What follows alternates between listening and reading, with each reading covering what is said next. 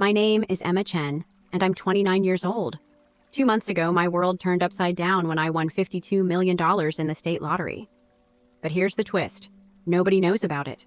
Not my parents, not my siblings, not even my best friend, Rachel. And there's a very good reason why.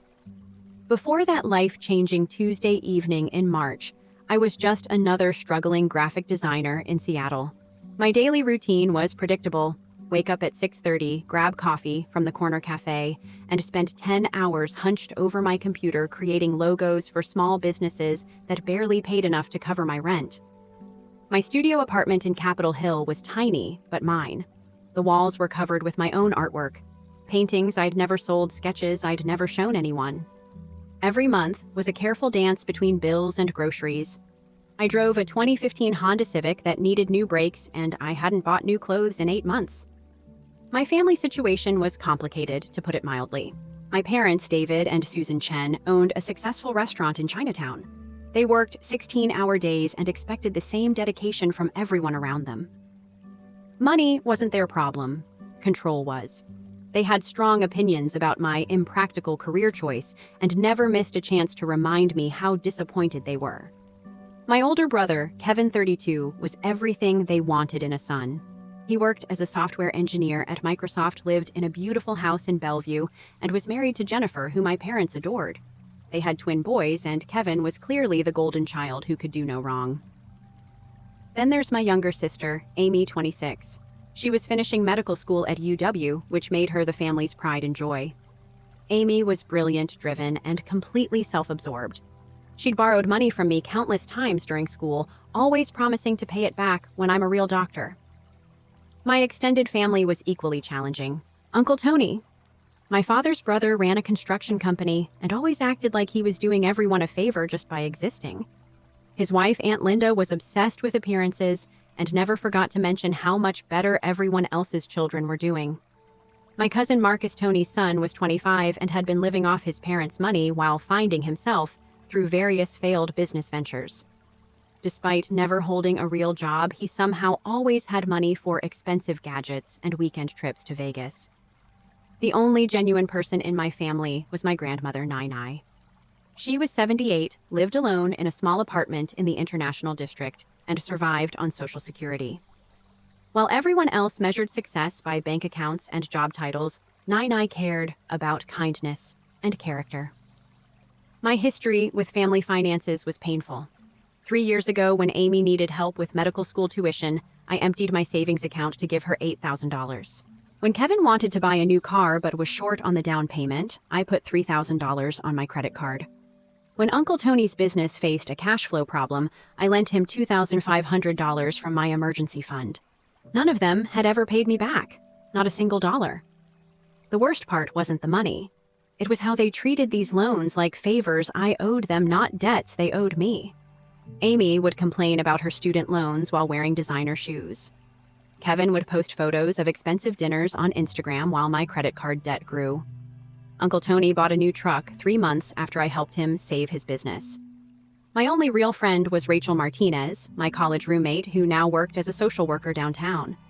She knew about my family's financial habits and had stopped being polite about it. "Emma, they're using you," she'd say bluntly, "and you're letting them." She was right, but I didn't know how to change the pattern.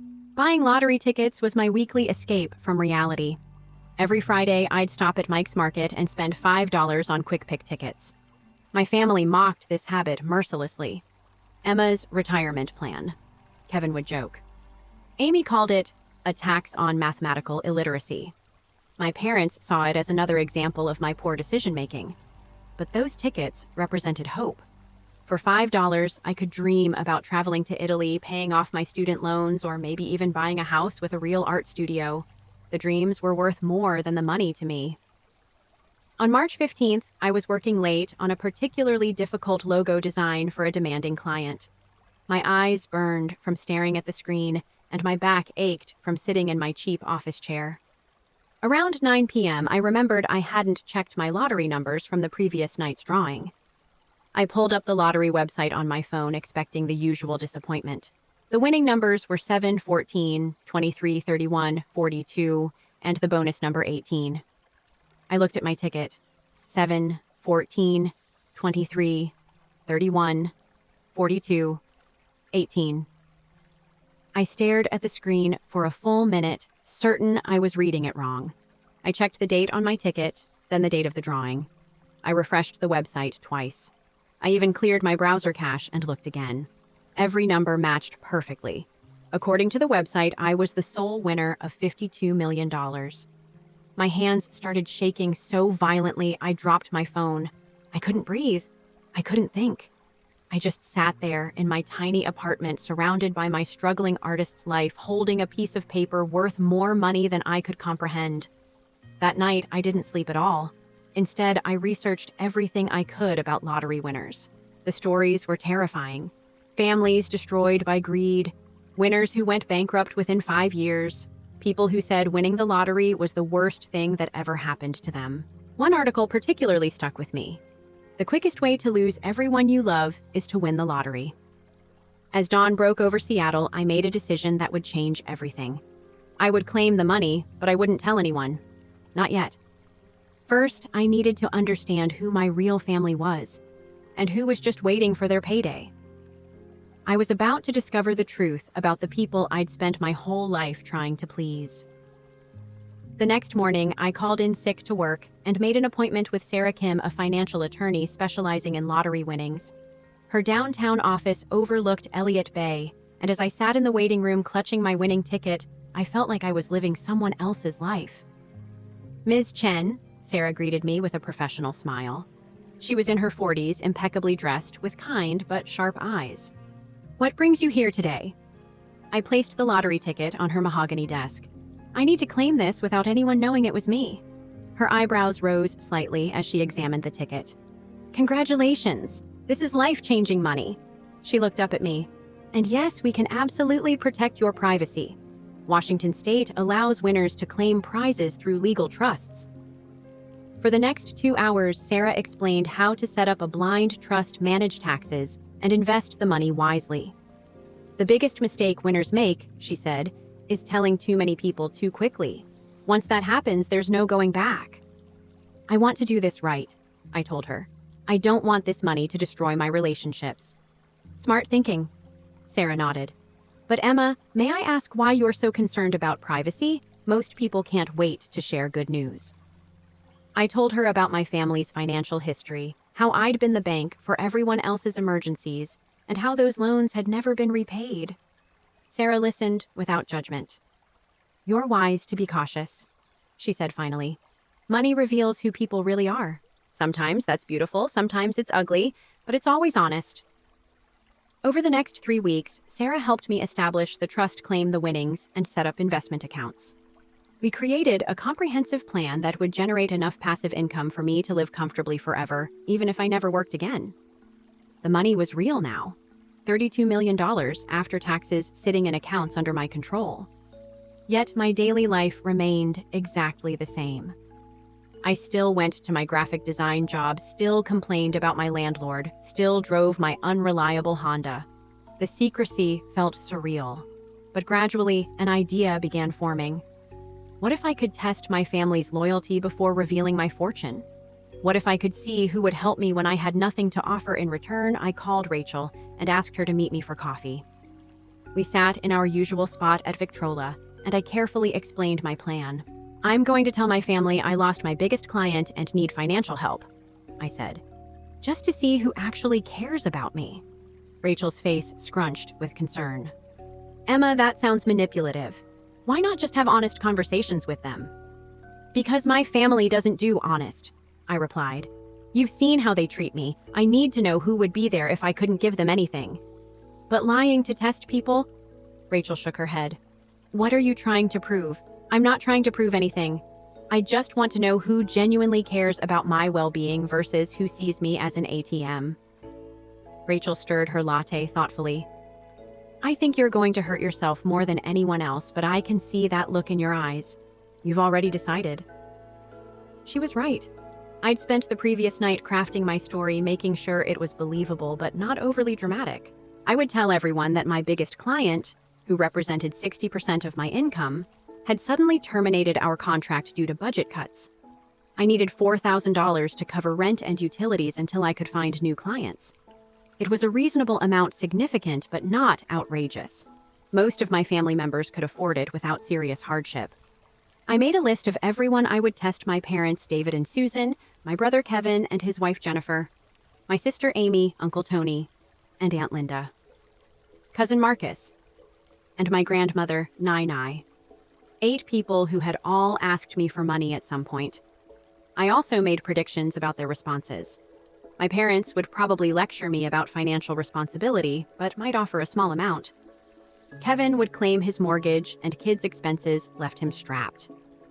Amy would say she's still in school and has no money. Uncle Tony would make promises he wouldn't keep. Aunt Linda would judge my career choices. Marcus would simply ignore me. The only person I had real hope for was Nai, but $4,000 was likely more than she had in savings. The next evening, I started with my parents. I drove to their restaurant after closing time and found them counting the day's receipts in the back office. "Emma, what brings you here so late?" my mother asked, looking up from the calculator.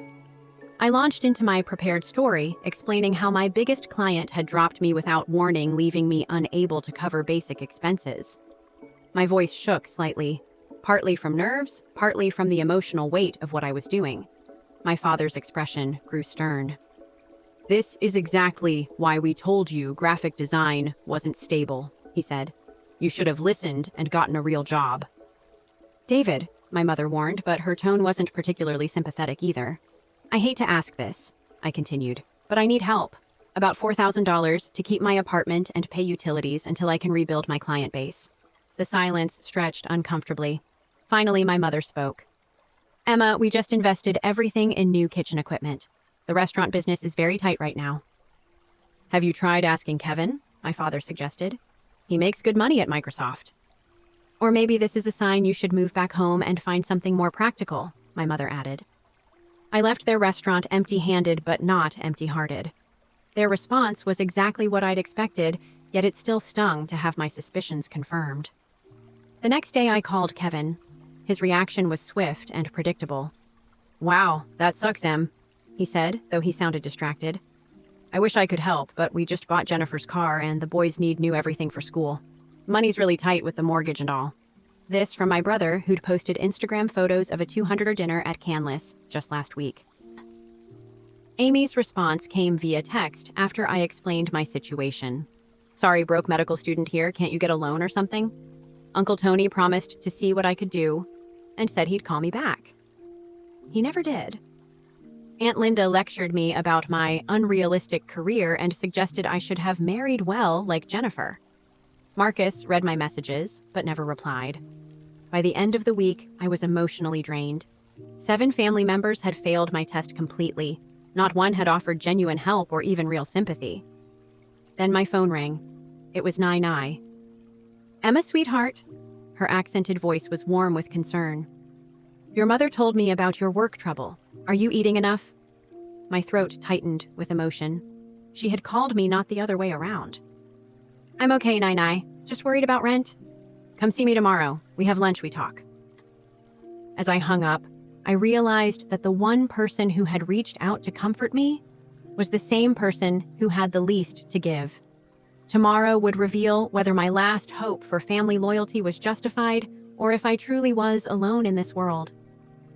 The next afternoon, I walked to Nai's apartment in the International District. The building was old but well-maintained, filled with elderly Asian immigrants who had built their lives from nothing. Her door was painted bright red for good luck, and the hallway smelled like ginger and star anise. "Emma." Nai opened the door with a huge smile, pulling me into a warm hug. She was tiny, barely reaching my shoulder, but her embrace felt like coming home. Her apartment was small but immaculate.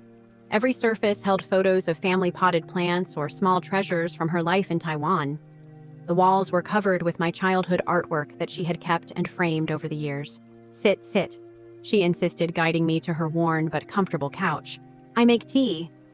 As she bustled around her tiny kitchen, I noticed how carefully she moved. Her arthritis had gotten worse, and I could see the pill organizer on her counter filled with medications I knew she could barely afford. "Nai, you don't need to go to any trouble," I protested. No trouble for my favorite granddaughter, she called back, though we both knew I was her only granddaughter. She returned with a tray of jasmine tea and homemade dumplings. Now tell Nai everything. I repeated my story about losing my biggest client, watching her face crease with genuine concern. Unlike everyone else, she asked thoughtful questions. How was I feeling emotionally? Was I eating properly? Did I need help looking for new work? Money comes and goes, she said, finally patting my hand. But family should always be there. This is very hard time for you.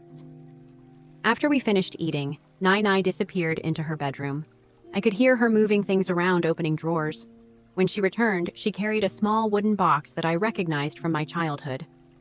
This was my savings for new winter coat, she said, opening the box to reveal neat stacks of $20 bills. But coats can wait. Family cannot wait. She counted out $2,000 and placed it in my hands. This help with rent, yes. I stared at the money, my eyes filling with tears. Nai, I can't take this. This is probably all your savings. Nonsense, she said firmly. What good is money if not help people you love? You always good granddaughter to me. You visit when others too busy. You remember my birthday when others forget. She was right. While Kevin and Amy sent birthday cards with generic messages, I came to her apartment every year with homemade cake and spent the day listening to her stories. But what about your coat and your medications? Nai waved dismissively. I have coat. Still good. And medicine? She shrugged. I take what I can afford. Body is old anyway. Her casual acceptance of potentially skipping medications because she'd given me her savings broke my heart. This woman, living on Social Security in a tiny apartment, had just given me everything she had. Also, she continued, you stay here if you lose apartment. Couch very comfortable. We watch Chinese dramas together, eat good food. Sometimes best things come from worst times. I couldn't hold back my tears anymore. Here was someone offering me not just money she couldn't spare, but her home, her time, her genuine care. The contrast with my wealthy parents' rejection was devastating. Nai, I whispered, I need to tell you something important.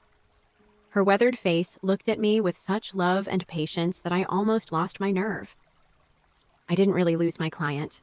I made up that story to test everyone in the family, to see who would help me when I needed it. She was quiet for a moment, then nodded slowly. I understand. You want to know who has good heart. Are you angry with me? No, sweetheart. Sometimes we need to know truth even when truth is hard. She squeezed my hand. What did you learn? That you're the only one who truly cares about me. And what else? I thought about it. That I've been wasting my time trying to earn love from people who aren't capable of giving it. Very smart girl. Nai smiled. Now what is real reason for test? What changed in your life? I took a deep breath. There was no point in lying to her anymore. I won the lottery, Nai. 52 million, you're the first person I'm telling. Her eyes widened, but she didn't gasp or exclaim. Instead, she studied my face carefully. This is why you test everyone. You afraid they only love money, not love you. Yes, and I was right to be afraid. Nai set down her teacup and took both my hands in hers. Emma listened to me very carefully. Money is like water. It shows true shape of container it's in.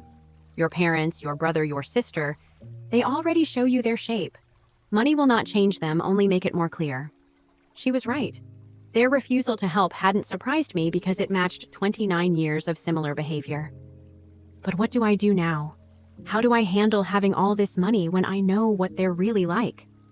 You do what makes your heart peaceful, she said simply. You help people who need help, not people who just want help. You live good life, but remember, money should serve you, not control you. I hugged her tightly, breathing in her familiar scent of tiger balm and jasmine. I want to take care of you, Nai. New apartment, better doctors, whatever you need. I don't need much, she protested. But if you want make old lady happy, maybe we find place where I can have garden. I miss growing vegetables. I laughed through my tears. Even when offered millions, she asked for dirt to plant vegetables. That evening, I called Rachel and told her everything. The lottery win, the test results, and Nai's incredible generosity. So, what's your plan now? Rachel asked. I'm going to quit my job and figure out how to use this money meaningfully. And I'm going to make sure Nai never has to choose between medication and groceries again. What about the rest of your family? I was quiet for a moment. I think I need some distance from them. They've shown me who they are, and I believe them. As I hung up the phone, I felt something I hadn't experienced in years, clarity. The test had been painful, but it had freed me from the exhausting cycle of seeking approval from people incapable of genuine care. Tomorrow, I would start building a new life, one based on authentic relationships rather than obligation and guilt. 2 weeks later, I walked into my boss's office and handed in my resignation. Tom Stevens looked genuinely shocked as he read my letter. Emma, you're one of our best designers. Is this about money? We can discuss a raise. It's not about money, I said honestly. I've decided to pursue something more meaningful. Tom tried to convince me to stay, offering flexible hours and better projects, but my mind was made up. For the first time in my life, I had the freedom to choose my path without worrying about rent or bills. My first priority was Nai. We spent that weekend house hunting in Wallingford, looking for a place where she could have her garden and I could set up a proper art studio. We found a perfect craftsman house with a large backyard and an old garage I could convert. Too expensive, Nai protested when she saw the listing price. Let me worry about that, I smiled. Do you like the kitchen? Her eyes lit up as she examined the spacious room with its big windows. Very good for cooking, lots of light. But Emma, you sure about this? I've never been more sure of anything. Within a month, we were both moved into our new place. Watching Nai plant her first vegetables in American soil was worth every penny. She sang old Taiwanese songs as she worked, happier than I'd seen her in years. Meanwhile, my family was buzzing with questions about my sudden lifestyle change. They'd noticed my new address and that I'd quit my job, but I kept my explanations vague. I'm doing freelance consulting now, I told them. Found some good clients. Kevin seemed suspicious during our brief phone call. Must be really good clients. That neighborhood isn't cheap. I'm managing, I replied, giving nothing away. The real test came when my family started having their own financial problems. Amy called first, her voice tight with stress. Emma, I know things were rough for you recently, but I'm desperate. My laptop died right before finals, and I need $200 for a new one. Can you help? This was the same sister who'd brushed off my request for help just weeks earlier. The irony wasn't lost on me. I'm sorry, Amy, but I really can't spare that right now, I said calmly. But you just moved to a nice neighborhood. You must have money. My housing situation and my cash flow are very different things. She hung up, frustrated, probably to call Kevin next. Uncle Tony was more direct when he reached out. Emma, I heard you're doing well with your new business. I need a partner for a construction project. $15,000 investment, guaranteed return in 6 months. This was the same uncle who'd never repaid the $2,500 I'd lent him years ago. I'm not looking for investments right now, I told him. Come on, family should help family. This is a sure thing. Like the last sure thing that cost me $500. He sputtered excuses, but I ended the call. For the first time, I wasn't falling for the guilt trips or empty promises. The most painful call came from my parents. They wanted to meet for dinner to discuss family business. I agreed, curious about what they wanted. We met at their restaurant after closing time. The atmosphere felt formal, almost like a business meeting. Emma, my father began. We've been thinking about expanding the restaurant, opening a second location. That sounds exciting, I said carefully. We'd like you to be a partner, my mother added. Silent partner, we need about $80,000 for startup costs. I nearly laughed. These were the same parents who couldn't spare $4,000 when they thought I was struggling. Now they wanted me to invest in their business expansion. What makes you think I have that kind of money? I asked. You moved to Wallingford, quit your job, seem very relaxed about money lately, my father observed. You must be doing very well. And family invests in family, my mother added, using the same phrase Uncle Tony had tried. I looked at these people who'd raised me, realizing I didn't really know them at all. They'd never asked about my happiness, my dreams, or my well-being. They only noticed me when they thought I might be useful. I'm not in a position to invest right now, I said finally. Their faces fell, and I could see disappointment, not in my circumstances, but in my unwillingness to share whatever success they assumed I'd found. Maybe you could co-sign a loan, my mother suggested hopefully. No, I don't think that's wise. The dinner ended awkwardly, with barely concealed resentment from both sides. That night, I called Rachel to process what had happened. "It's like they have radar for money," she said.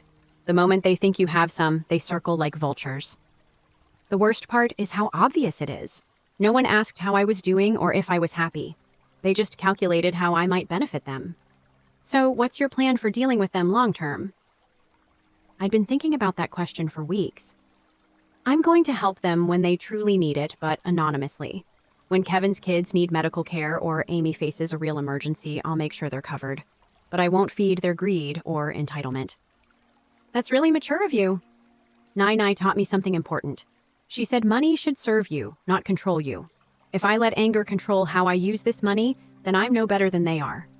The next day, I started researching ways to help my community meaningfully. I discovered a local organization that provided housing assistance to elderly immigrants who were struggling with rent and medical bills. I made an anonymous donation of $100,000 to expand their services. It felt better than any expensive purchase I could have made. I also started planning a foundation focused on supporting young artists who couldn't afford proper training or supplies. I remembered what it felt like to have talent but no resources to develop it. 3 months after winning the lottery, my life had completely transformed. I woke up each morning in a house filled with sunlight and the smell of Nai's cooking. I spent my days painting in my studio and planning meaningful ways to use my wealth. Most importantly, I'd learned to distinguish between people who loved me and people who loved what I could give them. My family still didn't know about the lottery, and I wasn't sure they ever would. But for the first time in my life, I wasn't seeking their approval or trying to earn their love. I had found something much more valuable: peace with myself and clarity about what truly mattered. 6 months after winning the lottery, my carefully constructed secret life faced its biggest challenge yet. It started with a phone call from Kevin that I almost didn't answer. "Emma, we need to talk. Family emergency." His voice was tense, more serious than I'd ever heard him. "What's wrong?" "It's the twins. Jake has been diagnosed with leukemia. We're at Seattle Children's Hospital." My blood went cold. Whatever issues I had with Kevin and Jennifer, their 8-year-old boys were innocent. "Oh my God. How bad is it?" "The doctors say it's treatable, but aggressive treatment is needed immediately. The good news is the survival rate is high with proper care. The bad news is..." His voice cracked. "Our insurance will only cover part of it. We're looking at $200,000 in out-of-pocket costs over the next 2 years." I closed my eyes, feeling the weight of the moment. This wasn't manipulation or greed. This was a genuine crisis involving a child's life. "What are you going to do?" "We're trying everything. Mortgage the house, liquidate retirement accounts, set up a GoFundMe. Jennifer's parents are helping what they can. But Emma..." He paused. "I heard from Mom and Dad that you might be doing well financially." There it was. Even in crisis, the family grapevine had been working. "Kevin, I know we haven't been close lately. I know I haven't been the best brother. But this is Jake's life. If you have any way to help, any connections, anything..." I could hear Jennifer crying in the background and the beeping of hospital machines. This was real fear, real desperation from parents facing their worst nightmare. "Let me see what I can do," I said. "I'll call you back." After hanging up, I sat in my studio staring at a half-finished painting, my hands trembling. This was the moment I'd been dreading, when my secret would be tested by genuine need versus my legitimate hurt from their past behavior. I called Rachel immediately. "This changes everything, doesn't it?" she said after I explained the situation. "I can't let a child suffer because his father is selfish, but I also can't just hand over $200,000 without consequences." "What kind of consequences?" "If I pay this directly, they'll know I have serious money. The secret will be out and every family member will come running with their hands out." Rachel was quiet for a moment. "Is there a way to help without revealing it's you?" That's when inspiration struck. What if the help came from somewhere else entirely? I spent the next day researching childhood cancer foundations and hospital charity programs. Seattle Children's Hospital had a patient assistance fund that helped families with exactly this situation. I called Sarah Kim, my attorney, and explained what I wanted to do. "You want to make an anonymous donation of $250,000 to the hospital's fund specifically earmarked for pediatric leukemia treatment," she confirmed. Yes, but structured so they can't trace it back to me. I want Jake to get the help he needs, but through the proper channels. That's very thoughtful, Emma, and smart. It helps your nephew while maintaining your privacy. The donation was processed within 48 hours. I made sure to specify that it should prioritize families facing financial hardship for leukemia treatment. 2 days later, Kevin called with tears in his voice. Emma, you won't believe what happened. The hospital called this morning. Some anonymous donor created a fund specifically for kids like Jake. They're covering everything, all his treatment costs, medications, everything.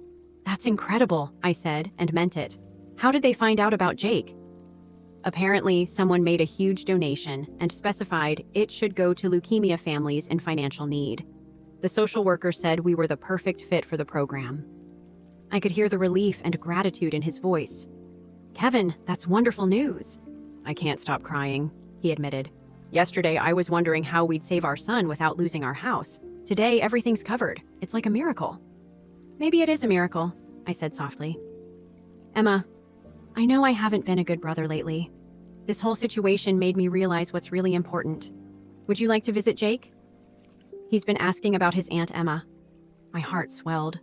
I'd love to. That afternoon, I visited the children's hospital for the first time. Jake looked small in his hospital bed, but his eyes lit up when he saw me.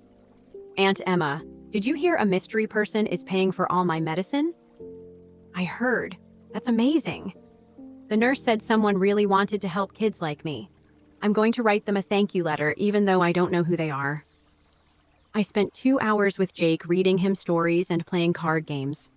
Watching his optimism despite his illness reminded me why I'd made the right choice. Kevin walked me to my car afterward. Emma, I owe you an apology. When you needed help a few months ago, I should have been there for you. I was so caught up in my own problems that I forgot what family means. People handle stress differently, I said diplomatically. No, that's not an excuse. You've always been there for all of us, and we took advantage of that. This situation with Jake made me realize how precious family really is.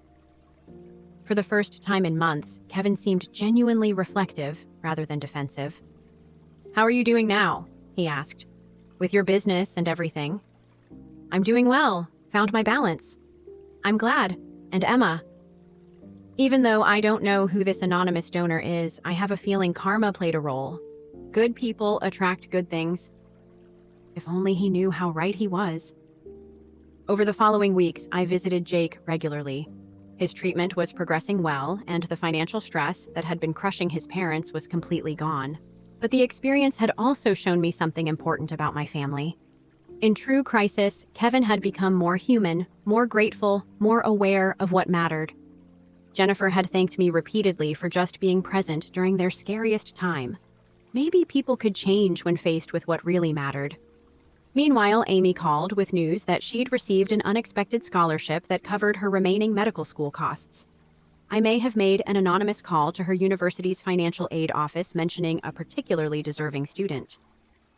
Uncle Tony's construction business was struggling, but rather than ask him directly for another investment, I hired his company to renovate the community center in the International District. He never knew the job came from me. I was learning that helping people while maintaining boundaries was possible. I could use my wealth to solve real problems without enabling bad behavior or sacrificing my peace. Most importantly, I was discovering that the best way to honor my good fortune was to use it thoughtfully, not reactively. But my biggest test was still coming. 1 year after winning the lottery, my secret unraveled in the most unexpected way possible. It wasn't through family suspicion or financial investigation. It was because of Nai-Nai's 79th birthday party.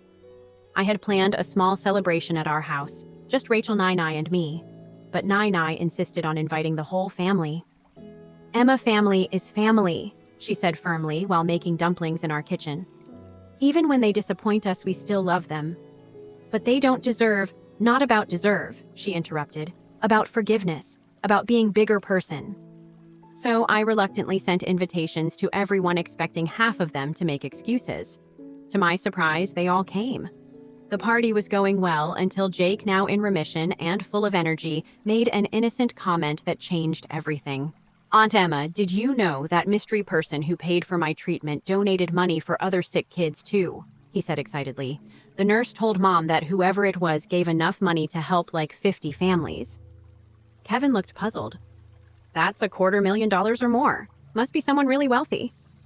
Maybe a tech billionaire? Jennifer suggested. Seattle has a lot of those. I tried to change the subject, but Jake wasn't finished.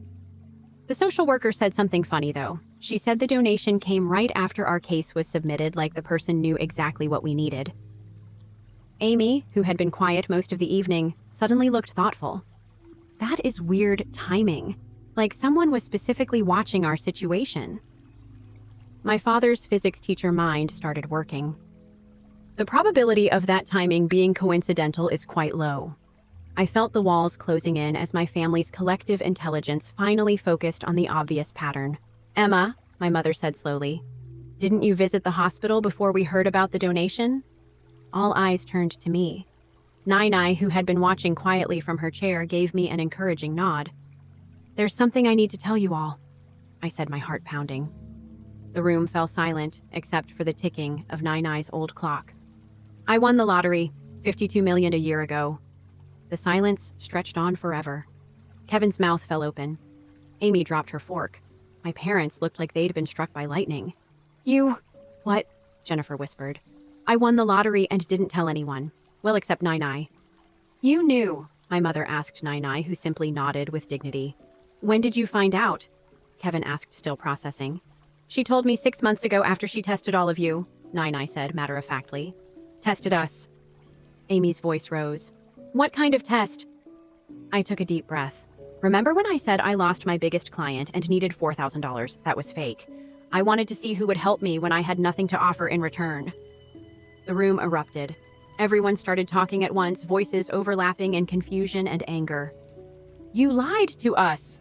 My father's voice was sharp. That's so manipulative, Amy accused. Wait. Kevin held up his hands. Let me understand this. You've been a millionaire this whole time watching us struggle and you didn't help.